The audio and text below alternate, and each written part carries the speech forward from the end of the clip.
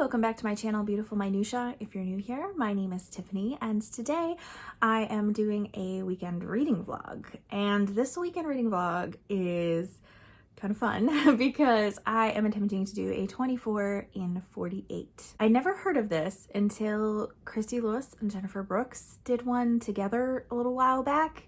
And you're trying to do like a 24-hour readathon, but in 48 hours. So, which feels much more doable, I guess. Will I actually reach literally reading 24 hours worth of reading in 48 hours? I don't know, but I'm gonna track and see how close I get, because this weekend is not a very busy one for me, which is wonderful. And it makes me so happy because this past week was insanely busy. So it's nice to really not have too much going on this weekend. Really, the only things going on is tonight I have a live show on my channel. Well, it's not a live show, it's live reading sprints to celebrate hitting 1,000 subscribers, and that's perfect because I'm gonna be reading. It's reading sprints, so that fits in well. And then we have church tomorrow morning, and that's pretty much it. So I'm gonna have plenty of downtime to read this weekend, which I'm really looking forward to. I'm actually gonna do this 24 and 48 with Christy, so we're gonna do like some texting sprints today, and hopefully do some sprints like over Zoom or something tomorrow. That's what we're hoping for, if our schedules can align correctly, but I'm looking forward to it a lot. I started reading at 9:30 this morning, which means that I will be done at 9:30 Monday morning. I do have some goals in terms of finishing a few things this weekend, so I am almost done with The Devil in the White City by Eric Larson. This is like the story of the World's Fair and also H.H. Holmes in Chicago in the late 1800s. It's been a super fascinating read. I'm really enjoying it, really liking the writing style. I've been alternating between the audiobook and the physical book. And so I think I have like maybe 20 pages left. I'm getting really close to finishing that one, and that will be my first nonfiction read for Nonfiction November. And I also would like to finish Southern Horrors by Ida B. Wells. This is actually a pamphlet that was written about lynch laws in the South. And so I have been reading it really slowly. I'm reading this for the Rating Project Gutenberg readathon that we are doing in November. And it's fascinating, but it's really heavy and really heartbreaking. So I've been taking my time reading it. It's only, I want to say it's like 40 pages or something. It's pretty short, but I have really been taking my time reading it. I'm over halfway through, so I would like to finish that this weekend as well. And then I have some other books that I could be reading. I am part of the way through Little Men, which I'm reading with my friend Alyssa, and she's way ahead of me, but it's just very nostalgic and endearing. So I am enjoying that. So that's kind of been my primary like bedtime read, and it's really sweet to read at bedtime. But I'm also thinking about starting a new book this weekend. I haven't read anything yet for Historathon, which my goal was just to read one historical fiction for it. I'm not really necessarily following prompts, unfortunately. I wish that I was, because they're super fun, but not. The two books that I had selected to potentially read for that are The Fountains of Silence by Ruta Sepetys and The Joy Luck Club by Amy Tan.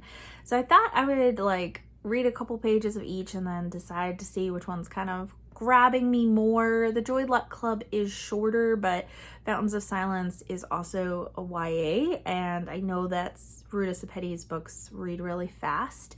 So despite the fact that it's much larger, I might actually still get through it pretty quickly. And then my other option is Queen of the Tearling, and that I believe is a YA fantasy, and that is for the Buzzwordathon for this month. So I kind of have like those three books as options that I can pick up. So we'll see. My goal of obviously is to finish Devil in the White City first, and then I will keep you updated on what I pick up next.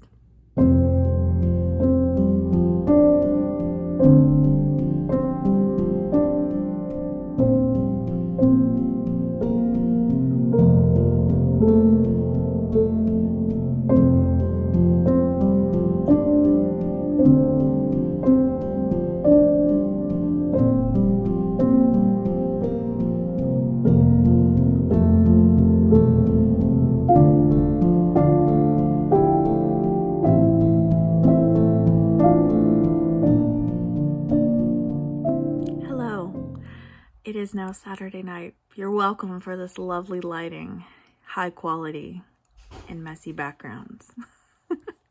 I just got off my live sprints. Super fun. Had such a good time chatting with everyone. We talked about many things. And I got lots of great historical fiction recommendations as well. But anyways, before that, I did finish Devil in the White City this afternoon. And I also finished Southern Horrors as well. So I finished 2 nonfiction works, one of which was a pamphlet, so it's short, but it does still count for prompts for Rating Project Gutenberg because Mark's prompt is not a novel and Kate's prompt is nonfiction. So it fulfills both of those. And then finished this. Really enjoyed it. I have a slight criticism of it. I'll probably talk more about it in my reading wrap up. My main criticism, which I actually knew going in because my friend Holly from Lovely Day at Holly let me know that while it claims to be a nonfiction, there are things that he added to and just kind of assumed it might have gone this way, like conversations that H.H. Holmes had with his victims and things like that. No one else was present. You know, it's just him and the victim, so we have no idea what happened, and he never said. It's just kind of speculation. So I wish he had been more clear about that because he made it seem like that is what happened. So that's my one beef with this book. Very riveting. Enjoyed all of it and enjoyed the World Fair part just as much as I enjoyed the H.H. Holmes part. After that, I started the Joy Luck Club. I tried a page from this and a page from Fountains of Silence, and this just was kind of engaging me a little bit more.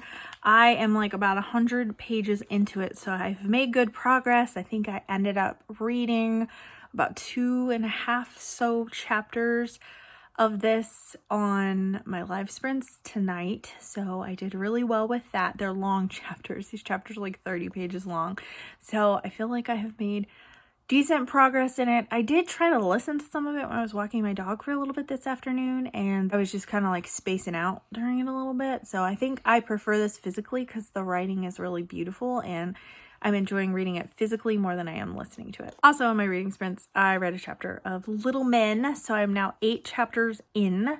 I don't know how many pages that is. 110 pages in. So I just flung that everywhere. I don't think that I will finish this book this weekend. Probably not. I might finish Joy Luck Club though, because I only think I have like 200 pages of that left. I think I have about 200 pages of this left too. So anyways, it was a very productive reading sprints, even though actually we talked a lot more than we read, but I did end up reading for like an hour out of the reading sprints, and I had done some more reading before then. So I am going to go get ready for bed and read some more, and I'll give you more updates tomorrow.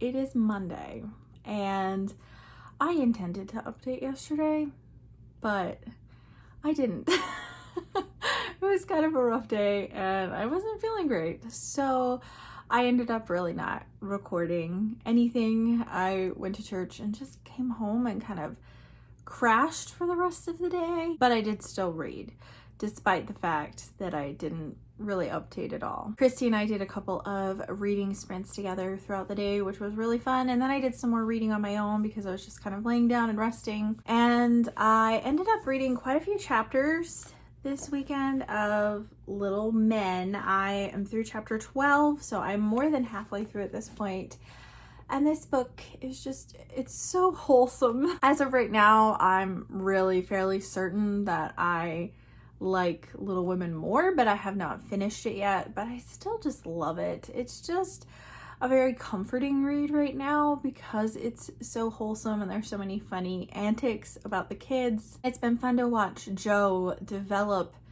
into a mother, not just to her own children, but to all these boys that she's taken into her home to take care of and to teach and to raise. And so to see her go from, you know, how she was at the beginning of Little Women to see her now and the wisdom that she has gleaned, and she's really basically, you know, become her own version of Marmee, and I just love that. It's just been really sweet to see that. And there's a lot of really sweet spiritual lessons in here as well that I'm also really enjoying. I think I could see some people considering this being just a little bit too preachy as compared to Little Women, and I would agree, but I'm still really enjoying it. That's not detracting from my enjoyment at all, but I think for people who are not Christians, maybe it would just seem a little bit more over the top since it is more than Little Women, but I'm just loving it. It's like a warm hug in a book, so it's great. I also finished the Joy Luck Club. Started and finished in one weekend. It's great. So I actually finished 3 things this weekend, although I was almost done with Devil in the White City when I started, and I was about halfway through Southern Horrors, which that's pretty short anyway. I think it's like 40 pages. Those 2 things in of themselves are not very impressive, but it sounds great to say that I finished 3 things, and I like having reading vlogs where I complete things and so I can share my final thoughts on things. So, the Joy Luck Club. I loved this book. I feel like potentially this weekend was not the best time to read it because we have some families in our church right now that are really suffering from grief and a lot of really heavy things. And when you're in ministry, you carry a lot of those burdens. And so I was already quite emotional this weekend with some things that were going on with people that I care about.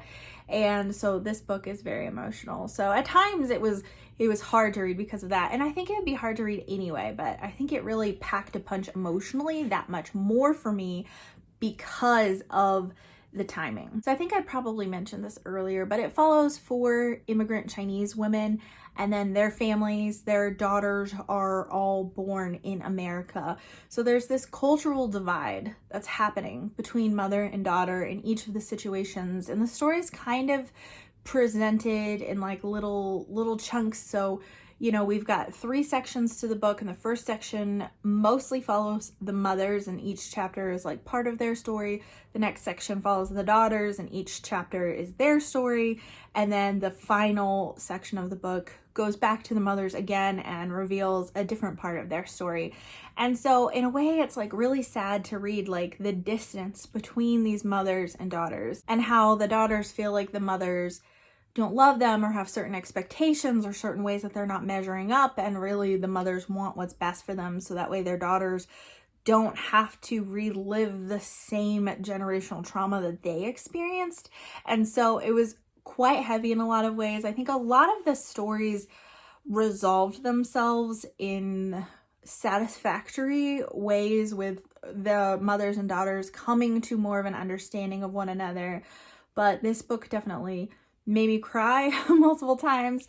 I think that I liked the writing in it a little bit better than I liked the writing in The Kitchen God's Wife, but I do feel like I can't quite give this 5 stars because we're following 4 women and 4 daughters, and it was really hard to keep them straight. Thankfully, at the beginning of the book, there's a little guide right here with the mothers and the daughters, so you can compare the last names and stuff, but it still was pretty confusing because I'd be like, okay, which one of them was it where this was part of their story or this thing happened to them? And so I had to kind of like also go back to the table of contents to like look up like the chapter sections, and it's got their names on it. And so that helped, but I felt like I was doing a lot of flipping and I was having a lot of trouble keeping especially the mother's storylines distinct, because they all went through really difficult things and they were all very different things, and they talk about their childhood and their adulthood.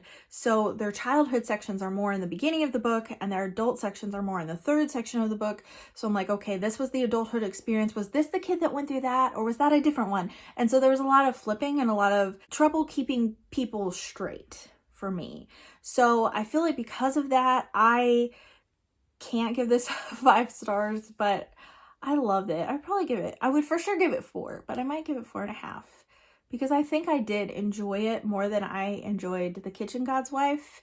But I've now read 2 Amy Tan books, and I really want to read The Bonesetter's Daughter because I loved this. Well, that is it for this weekend reading vlog. I have really enjoyed trying to do a 24 and 48. Did I do it? I don't know. I said I was going to keep track, and guess what? I didn't at all.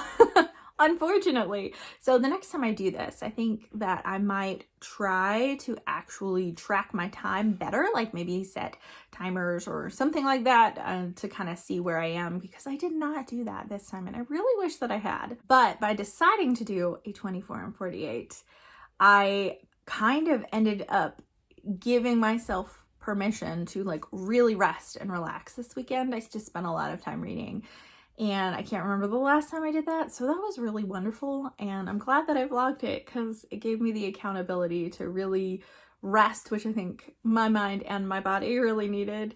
And it was fun to do it with Christy as well. So thank you, Christy, for joining in with my first 24 and 48 and kind of helping keep me accountable and help me read with our texting sprints. That was really fun. Thank you so much for watching. If you liked this video, please hit like and also subscribe so you can continue to see more bookish content from me, and I will see you again next time.